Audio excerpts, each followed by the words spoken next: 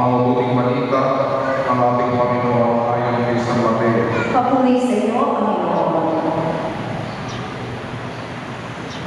Noong panahon yun, may mga Pariseo na lumapit kay Jesus at tinagpagsinuin siya sa pamamagitan ng tanong na ito. Naaayon ba sa kautusan na hiwalayan ng lalaki ang kanyang asawa sa kahit anong dahilan? Sumagot si Jesus, hindi ba ninyo nababasa sa kasulatan na sa pasimula pa ipinalak sila ng may kapal, lalaki at babae?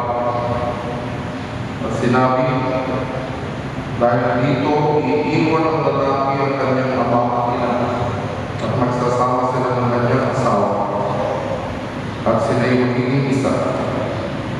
Kaya hindi na sila dalawa kung hindi isa.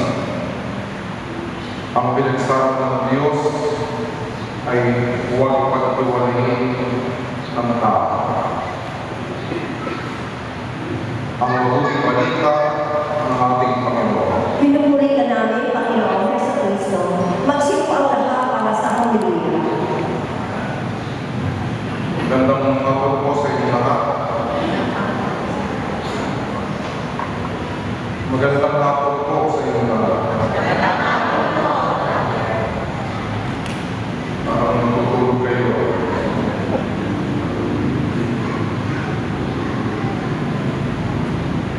Ano nga ang pangalan mo?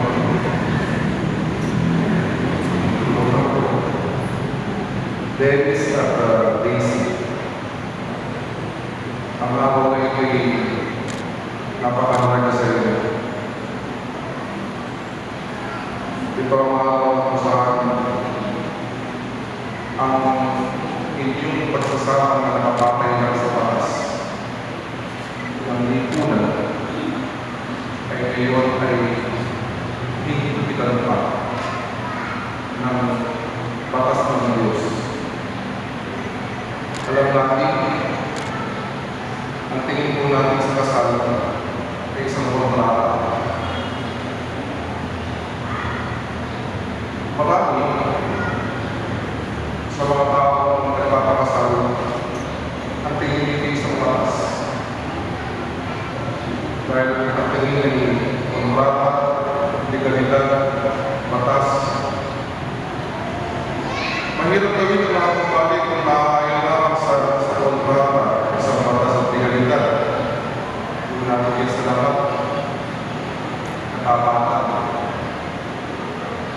Kung ibabasa lang natin sa legalidad at nakakatan, kaya ka naging faithful, ay dahil lang sa takot ka, wala ka madilang.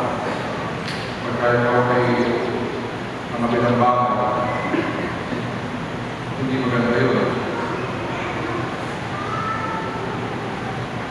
Dahil sa crazy, lagi nyo naman marriage,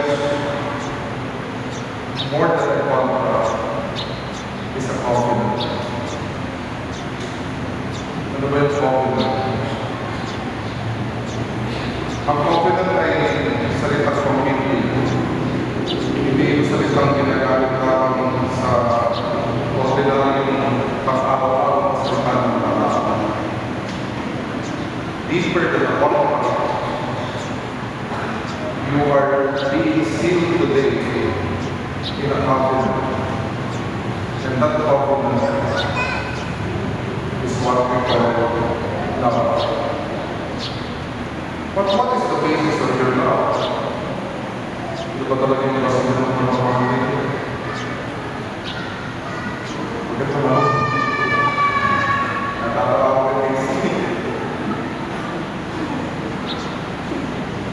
Jesus would always talk about love. Ang mga kapatid si Music po kasi mga magkakaibigan na kami wala pa tawag pa mo. Usually ito kapag si Davis para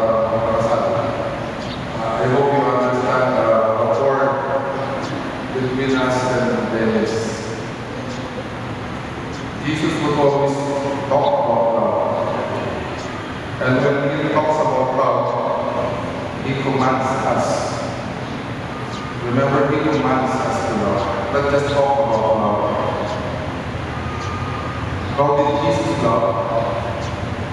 Should be the pattern of your love for each other. And the love of Jesus is that kind, the love that goes to Calvary, a love with sacrifice, a love with the cross, a love that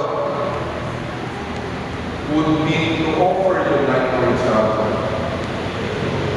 And that is more than a contract, because a contract ends here, but your love would be forever.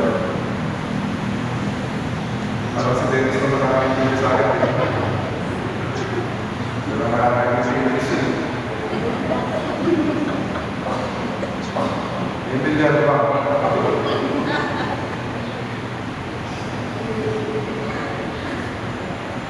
No one has greater love than this, to lay down one's life for a friend. And that is what Christ did. When he came here, he offered his life to all of us, to pay for all the violence, for all the sins, for all our disobedience. Now in your life, there will always be mistakes. You are not perfect. You are still human being, binded by a contract, binded by a covenant.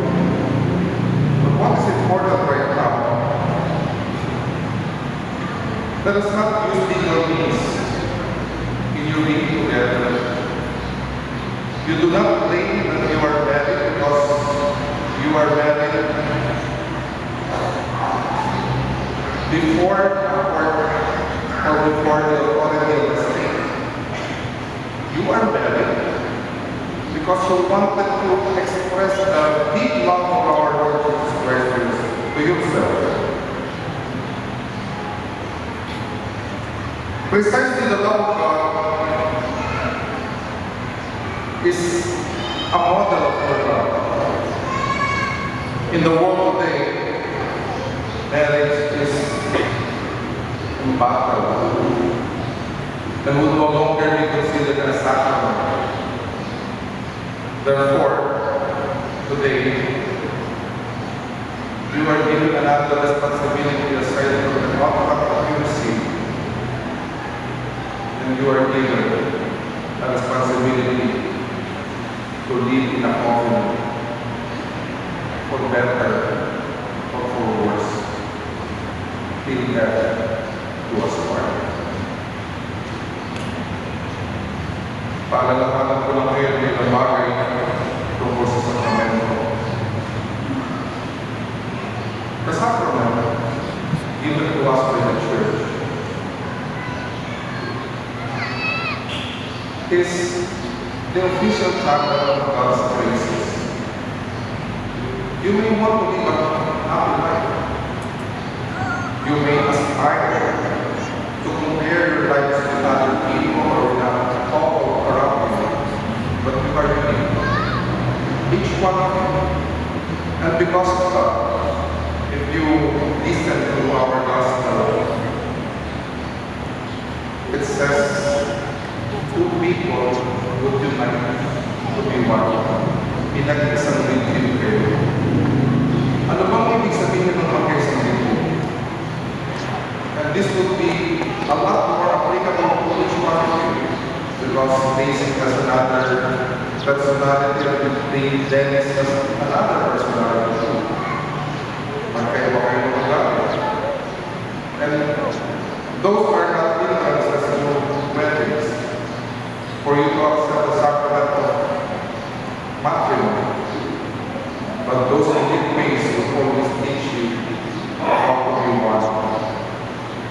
But that will also entails sacrificing your family, sacrificing your principle, sacrificing tradition that you have learned from the place that you grew up.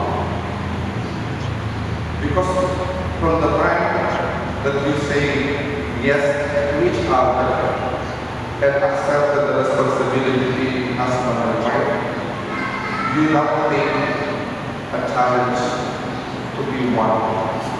One mind, one heart, one soul. Kaya sabi nga natin sa Pilipino, magkaisang hindi, magkabiyak, hindi magkahiwalay. Yun ang tawag sa inyo. At dahil yan, dapat maging malinaw sa inyo na may mga bagay na dapat kayo sa tradition.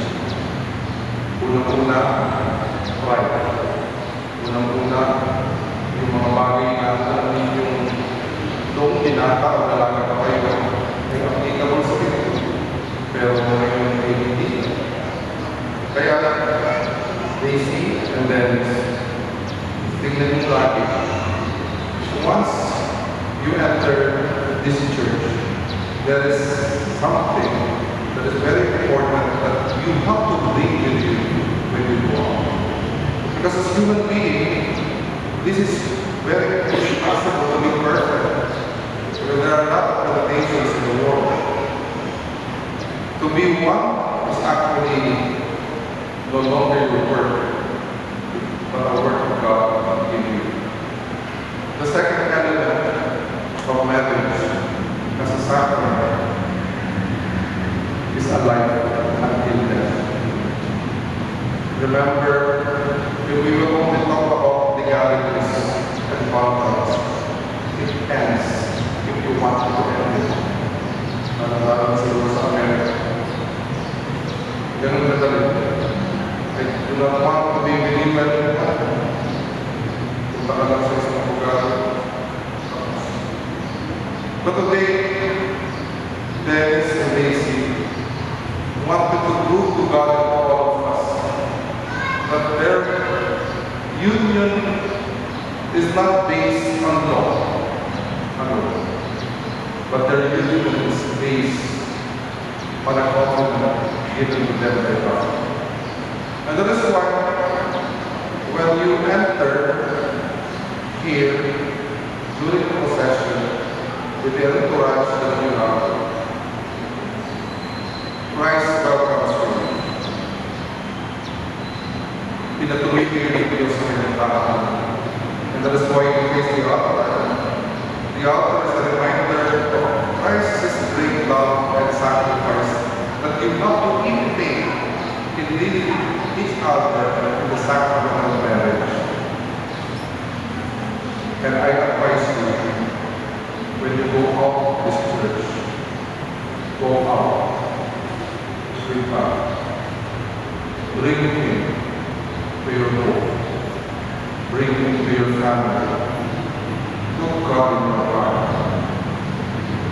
Because without God, everything would be failure. You want to be more successful?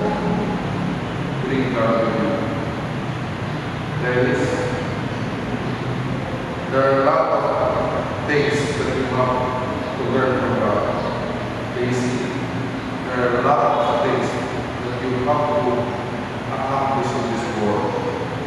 But your marriage today will only be meaningful if you put in your mind the element of this sacrament which unites you forever with God.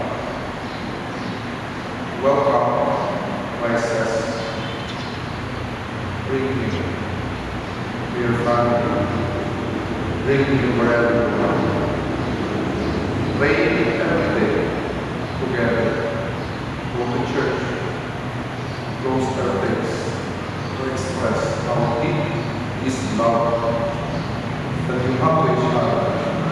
Because this love that you have with each other should always be based not on the perimeter of human love, but on the perimeter of Christ's love for you.